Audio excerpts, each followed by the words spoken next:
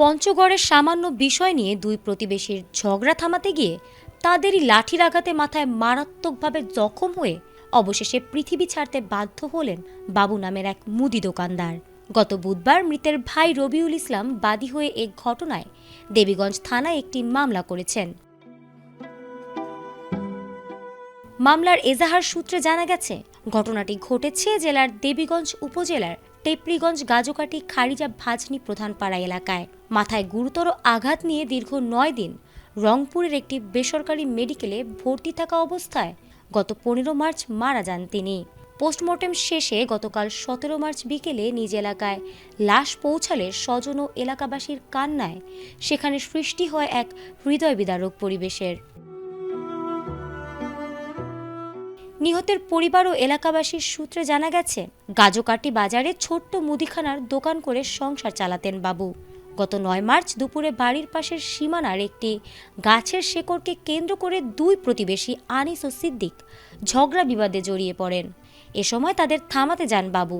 এক পর্যায়ে সিদ্দিকের ছেলে সেলিমের ক্ষিপ্ত লাঠির আঘাতে মাথায় গুরুতর আঘাতপ্রাপ্ত হন তিনি। এ সময় মাথার ক্ষতস্থান ও নাক মুখ দিয়ে রক্ত ঝরতে থাকলে অন্য প্রতিবেশীরা দ্রুত দেবীগঞ্জ হাসপাতালে নিয়ে যান তাকে। সেখানে অবস্থার অবনতি ঘটলে সাথে সাথে তাকে রেফার করা হয় রংপুরে।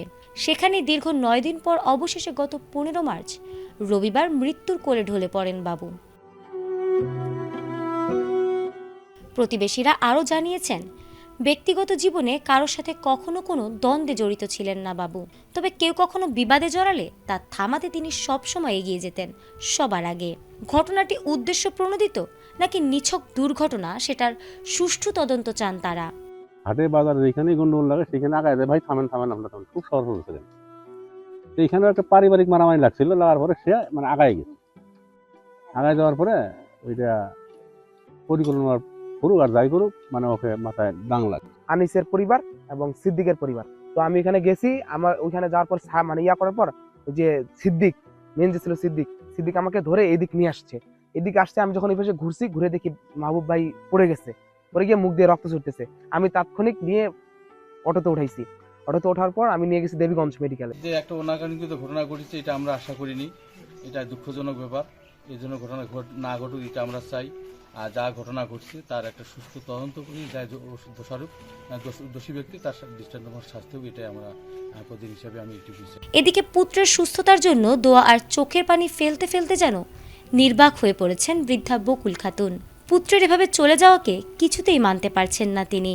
পরিবারের একমাত্র উপার্জনক্ষম ব্যক্তিটির অকাল মৃত্যুতে দিশেহারা হয়ে পড়েছেন তার স্ত্রী, 2 কন্যা ও একমাত্র ছেলে। দেখি যে আমার স্বামীকে ডাঙ্গাইতেছে, কে জানি, আমি দাঁড়ার পর কে জানি আসে কোপ মারলো। কোপ মারার পর রাস্তার মধ্যে পড়ে গেল। আমি নাকি শুনলাম যে ওদের নাকি কিছু কিছু মানুষের কাছে শুনলাম যে ওদের নাকি আগেরই খোপ ছিল আমার স্বামীকে মারবে। 2টা ছেলে 2টা মেয়ে। আর দেখেন আমার বিয়ে হবার 19 বছর, এই 19 বছরে যে আমি স্বামী হারা হয়েছি। এখন আমি এই জীবনটা কেমন করে কাটাবো? আমার বাবা আমাকে সবসময় খুব আদর করছে। আমার বাবা বাড়ির সাথে আমাকে ডাকছে, এখন আমাকে কে ডাকবে? না, এই মানুষগুলো কি আদৌ মানুষ ছিল? এটার আমি বিচার চাই। একজন মানুষ হয়ে কিভাবে একজন মানুষকে হত্যা করে? কারণ তারা তো মানে স্বচক্ষে দেখছিল যে এইভাবে আঘাতটা করলে আমার ভাই বাঁচবে না। সংসারের দায়িত্ব আমার উপর। আমি এখন সবার আইনের কাছে আমার বাবার ন্যায় বিচার চাই। ঘটনাটি নিশ্চিত করে দেবীগঞ্জ থানার ভারপ্রাপ্ত কর্মকর্তা সেলিম মালিক জানিয়েছেন, পোস্টমর্টেম শেষে স্বজনদের কাছে লাশ হস্তান্তর করা হয়েছে। আসামিদের গ্রেফতার এবং পরবর্তী আইনগত প্রক্রিয়া চলমান রয়েছে।